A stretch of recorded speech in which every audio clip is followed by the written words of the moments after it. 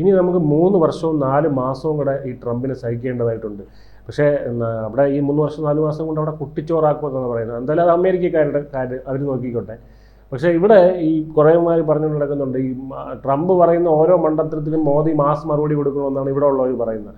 കാരണം നമ്മൾ ഈ വട്ടൻ മറുപടി കൊടുക്കാൻ പോയി കഴിഞ്ഞാൽ ഇവിടെ കൊണ്ടുവന്ന്, കാരണം ഇയാൾ ഒന്നാം തരം ഈഗോ പിടിച്ച ഒരുത്തനാണ്. കാരണം എന്തെങ്കിലും പറഞ്ഞാൽ ഉടനെ അടുത്ത ഇത് കൊണ്ടുവരും. ചിലപ്പോൾ വേണമെങ്കിൽ മറ്റേ ഇതൊക്കെ അയക്കും, അന്തർവാഹിനിയൊക്കെ ഇങ്ങോട്ട് അയക്കും. അപ്പോൾ അതുകൊണ്ടാണ് മോദി, കാരണം അർഹിക്കുന്നവർക്ക് മാത്രം മറുപടി കൊടുത്താൽ മതിയല്ലോ.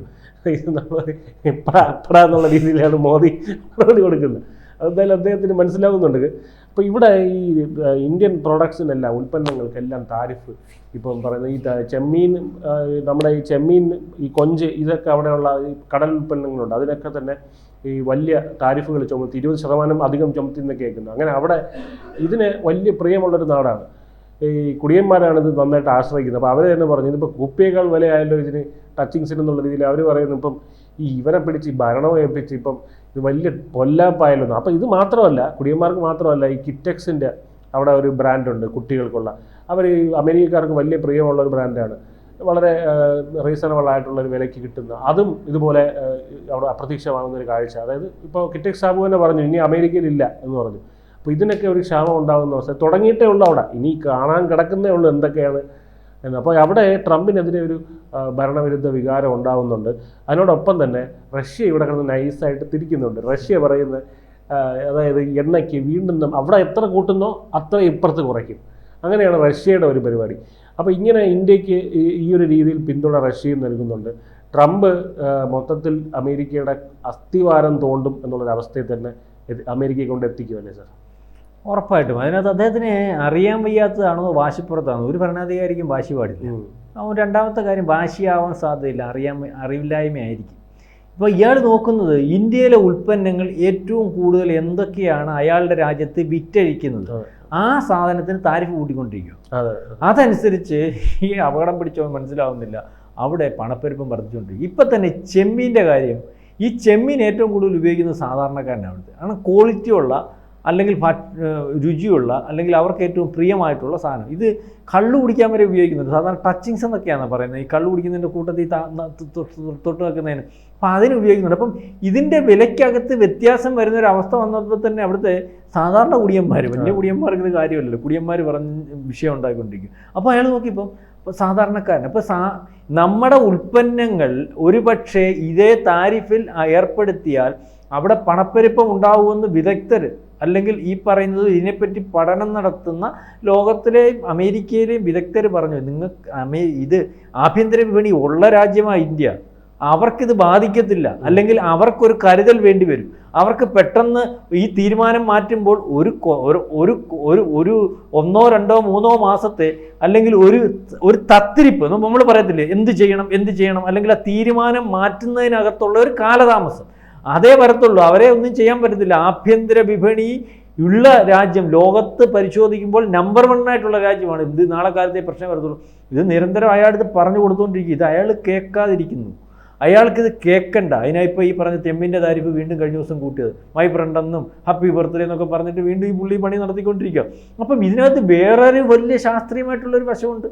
അത് കഴിഞ്ഞ ദിവസം ദേശീയ സ്പുട്നിക് എന്ന് പറയുന്ന റഷ്യൻ ദേശീയ മാധ്യമമാണ്. സ്പുട്നിക് റഷ്യയുടെ ഇത് മാധ്യമമാണെങ്കിൽ അവർ ഇതിനെപ്പറ്റി താരിഫിന് റഷ്യ തന്നെ താരിഫ് പൊളിച്ചിരിക്കുന്നു എന്ന് അവരുടെ ലേഖനം, വളരെ വിശാലമായിട്ടുള്ള ലേഖനം അതിനകത്ത് വന്നതെന്ന് പറഞ്ഞു കഴിഞ്ഞാൽ, അതിന് ഉദാഹരണം ഇപ്പോൾ ഓഗസ്റ്റിൽ, ഈ മാസം ഓഗസ്റ്റിലേക്കാട്ടി 30% വർധനവയാണ്. അതായത് 3 ലക്ഷം ബാരൽ ഈ പറയുന്ന ക്രൂഡ് ഓയിൽ ഇറക്കുമതി കൂട്ടിയിരിക്കുന്നു കഴിഞ്ഞ പ്രാവശ്യത്തെക്കാട്ടി. മാത്രമല്ല ഒരു ബാരലിന് $10 വ്യത്യാസം ഡിസ്കൗണ്ട് റേറ്റ് കൊടുത്തോണ്ടിരിക്കുക. അപ്പോൾ ഞാൻ സ്പുട്നിക്കിൻ്റെ കാര്യം പറയുന്നതിന് മുമ്പ് പറയാം, സ്പുട്നിക്ക് പറഞ്ഞ എന്താണെന്ന് അറിയാം, താരിഫൊന്നും ഒന്നും ചെയ്യാൻ പറ്റത്തില്ല.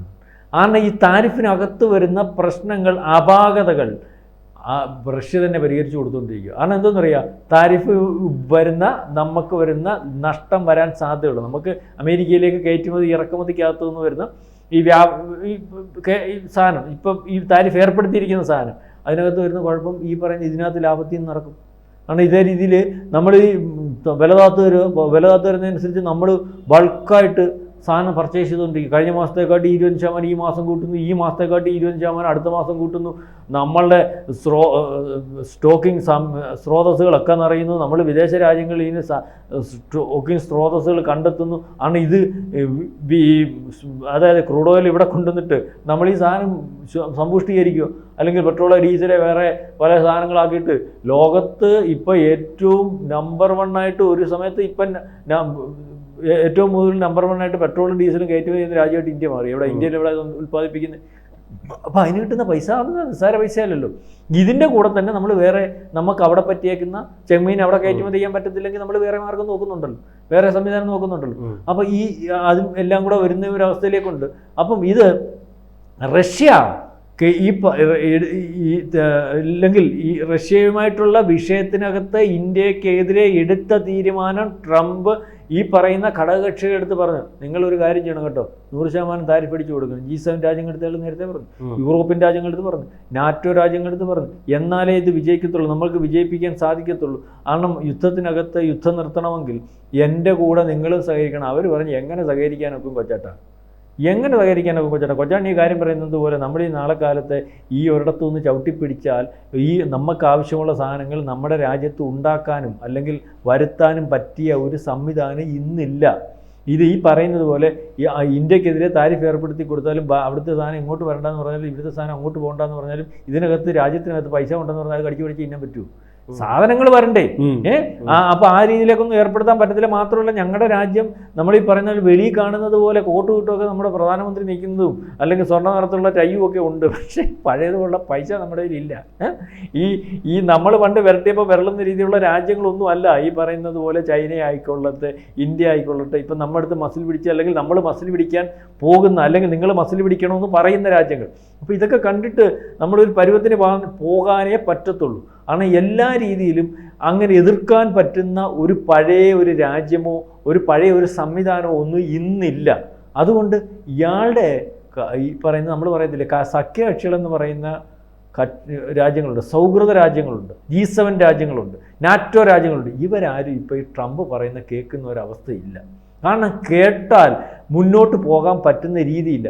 ആൾക്കാർക്ക് ഇപ്പം ഈ നമ്മളെപ്പോലുള്ള ചാനലുകൾ ചർച്ച ചെയ്യുന്നതും അല്ലെങ്കിൽ യൂട്യൂബ് പോലെയുള്ള അല്ലെങ്കിൽ ഇതുപോലെ ഈ വിഷയത്തെപ്പറ്റി വ്യക്തത വരുത്തി ആൾക്കാർക്ക് പറഞ്ഞു കൊടുക്കുന്നത് കൊണ്ടാണല്ലോ നമ്മുടെ ഇവിടുത്തെ കുറേ നമ്മുടെ രാജ്യത്തിനകത്തും ഉണ്ടല്ലോ ഈ ട്രംപിനെ സ്നേഹിക്കുന്നവർ, അമേരിക്കയെ സ്നേഹിക്കുന്നവർ, അമേരിക്കയോട് കളിച്ചാൽ നാളെ കാലത്തെ കൂണാന്നൊക്കെ നമ്മുടെ ഈ ടോക്കിന്റെ കീഴിലൊക്കെ വന്ന് നമ്മളെയൊക്കെ ഭയങ്കര. അപ്പോൾ ചില ആൾക്കാർ അമേരിക്ക പ്രിയക്കാരുണ്ട്, ചൈന പ്രിയക്കാരുണ്ട്, പാകിസ്ഥാനിന്റെ പ്രിയ ആൾക്കാരാ കൂടുതൽ. അത് വരുന്നതെന്ന് പറഞ്ഞാൽ നമ്മൾ നോക്കുമ്പോൾ എന്താന്ന് പറയാം, ശങ്കരൻ പിള്ള അതല്ല. ഈ കമന്റ് അടിക്കാൻ വരുന്നതിന്റെ പേര് നമ്മൾ നോക്കുമ്പോൾ ശങ്കരൻ പിള്ള, ദാമോദരൻ ആചാരി, ഇതേതാണെന്നറിയാവോ, യൂസഫും അല്ലെങ്കിൽ അതുപോലുള്ള ആൾക്കാരാ.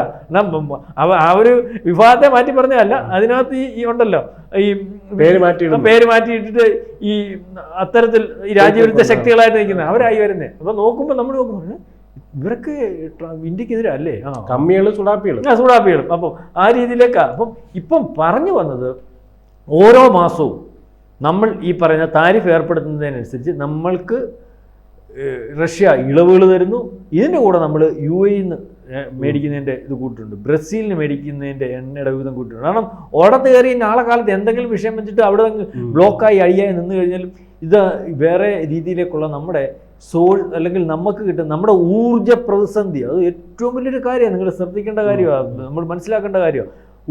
ഒരു രാജ്യത്തിൻ്റെ പുരോഗതിയെ തടസ്സപ്പെടുത്താൻ പറ്റുന്ന ഏറ്റവും പ്രധാനപ്പെട്ട ഒരു സാധനമാണ് ആ രാജ്യത്തിൻ്റെ ഊർജ്ജ പ്രതിസന്ധിക്ക് തടസ്സം ഉണ്ടാക്കുക എന്ന് പറയുന്നത്. പെട്രോളിനും ഡീസലിനും പ്രശ്നം ഉണ്ടായാൽ തടസ്സം ഉണ്ടാവും. എല്ലാ രീതിയിലും നമുക്ക് നിർമ്മാണ മേഖല എല്ലാം വ്യാപാരം ഫാക്ടറികൾ ഇവിടെ പോകും.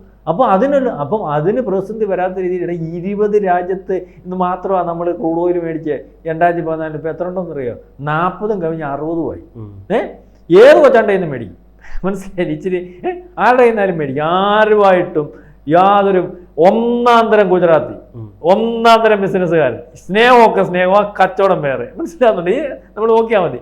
റഷ്യ നടക്കാലത്ത് വില നമുക്ക് തരത്തില്ലയോ, നമുക്ക് അതിനെക്കാട്ടി വില കുറച്ചെടുത്തൊന്നും മേടിക്കും. നമുക്ക് റഷ്യയോട് തരുന്നു, പക്ഷേ നമുക്ക് സാധനം കിട്ടുമ്പോൾ ഇവിടെ നിന്ന് 5 രൂപയ്ക്ക് കിട്ടുന്ന സാധനം അയാൾ 4 രൂപയ്ക്ക് ആ ക്വാളിറ്റി സാധനം തരാമെന്നുണ്ടെങ്കിൽ ഓക്കെ. ഇവിടുന്ന് നമ്മുടെ രാജ്യത്തോട്ട് കൊണ്ടുവരുന്നതിനകത്ത് ഏറ്റവും എളുപ്പമുള്ളത് അവിടെ നിന്നാണെങ്കിൽ ഓക്കെ. അപ്പം ഇവിടുന്ന് അത്ര എളുപ്പമില്ലെന്നുണ്ടെങ്കിൽ നിങ്ങളത് മറ്റവർ എളുപ്പത്തിൽ എത്തിക്കുന്നതിൻ്റെ അതേ ഇതിൽ തന്നെ നമുക്ക് തരാൻ നോക്കും, നമുക്ക് ആലോചിക്കാം. ഇതാണ് ബിസിനസ്, അല്ലാതെ വേറെ വിധേയത്വമൊന്നുമില്ല. രാജ്യത്തിനകത്ത് ബിസിനസ് മൈൻഡുള്ള, രാജ്യത്തിൻ്റെ പുരോഗതിയിലൂന്നി രാജ്യത്തിൻ്റെ നിലനിൽപ്പിന് ഏറ്റവും പ്രയോജനപ്പെടുന്ന രീതിയിലേക്കുള്ള ഭരണം തിരിക്കുന്ന ഒരു പ്രധാനമന്ത്രി അത്തരത്തിൽ പോകുന്നവരാണ്. അപ്പോൾ ഒരു ജിമുക്കും നമ്മൾ ഈ സാധാരണക്കാരൻ്റെ ഭാഷയെ പറഞ്ഞ് നടക്കത്തില്ല. അമേരിക്കയുടെ പല രീതിയിൽ നോക്കുന്നുണ്ട്. പക്ഷേ ഭയക്കണം, അമേരിക്കയാണ് ഇപ്പോഴും ലോകത്തെ നമ്പർ 1 എല്ലാ രീതിയിലും നിൽക്കുന്ന രാജ്യമാണ്. ഏത് ചതിയും കാണിക്കാതെ എന്ത് നെറുകേടും കാണിക്കാനും യാതൊരു മടിയുമില്ലാത്ത, ചിരിച്ചുകൊണ്ട് സായിപ്പിൻ്റെ സ്വഭാവം നമുക്കറിയാം. അവന് ഈ ഇമോഷൻസും അല്ലെങ്കിൽ മറ്റു കാര്യങ്ങളും മനസ്സിലൊന്നുമില്ല, യാതൊരു പരിഹാരം. പണ്ടത് ചെയ്തതൊന്നും. പക്ഷെ റഷ്യക്കുണ്ട്, ഇസ്രായേലിനുണ്ട്, ഒരുപക്ഷെ ഇതിനെക്കാട്ടി കൂടുതൽ ചൈനയ്ക്കുണ്ട് ആ രീതിയിലേക്ക്. അപ്പം ഇത് ഘടകകക്ഷികൾ ഉൾപ്പെടെയുള്ള റഷ്യയുടെ നീക്കത്തിൽ പണി കിട്ടി പണ്ടാരം തുടങ്ങി. ഈ ട്രംപിനെ തെരുവിൽ ആൾക്കാർ കൈകാര്യം ചെയ്തു തുടങ്ങി. ഈ പറഞ്ഞ ചാരായം അടിച്ചിട്ട് ചെമ്മീൻ എന്തിയാടാന്ന് ചോദിച്ചുകൊണ്ട് ആൾക്കാർ ഇറങ്ങുന്ന രീതിയിലേക്ക് ഒരു പക്ഷേ അമേരിക്ക വന്നുകൂടെ. നിങ്ങൾ വിചാരിക്കുന്ന പോലെയുള്ള രാജ്യമല്ല അമേരിക്ക. വളരെ ദരിദ്രന്മാരുണ്ട്, വ്യവരദോഷമുണ്ട്. കോട്ടിട്ട് ദരിദ്രവാസി എന്ന് ഇപ്പോൾ പല മാധ്യമങ്ങളും ഇപ്പോൾ ഇയാളെ വിളിച്ചു തുടങ്ങി. ആരെ? ട്രംപിനെ. മനസ്സിലായില്ലേ? അയ്യോ നമ്മൾ കണ്ടില്ല, അല്പന അർത്ഥരാത്രിക്ക് കുറെ പിടിക്കുമെന്ന് പറഞ്ഞാൽ പൈസ ആയിപ്പോയി. വിവരമൊന്നും അതുപോലെ ഉണ്ടാവുന്നതൊന്നും അല്ലല്ലോ. പൈസ ഏത് ആർക്കും ഉണ്ടാവാം. വിവരം അല്ലെങ്കിൽ സംസ്കാരമൊന്നും അതങ്ങനെ ഉണ്ടാകുന്നില്ല. അത് ഉണ്ടായി വരുന്നത്, അല്ലെങ്കിൽ അത് വളരെ ദീർഘകാലത്തെ ഒരു രാജ്യത്തിൻ്റെയും അല്ലെങ്കിൽ അത്തരത്തിൽ കൊല്ലങ്ങൾ, അല്ല ആയിരക്കണക്കിന് കൊല്ലങ്ങൾ ഉണ്ടാകുന്നത് അത് ഒരു അമേരിക്കയ്ക്കില്ല. കാരണം അമേരിക്കയ്ക്ക് സത്വമില്ല, സ്വന്തമായിട്ടൊന്നുമില്ല. ഈ പലയിടത്തുനിന്നും കുടിയേറിയവർ ഉണ്ടാക്കിയെടുത്ത ഒരു സാമ്രാജ്യം.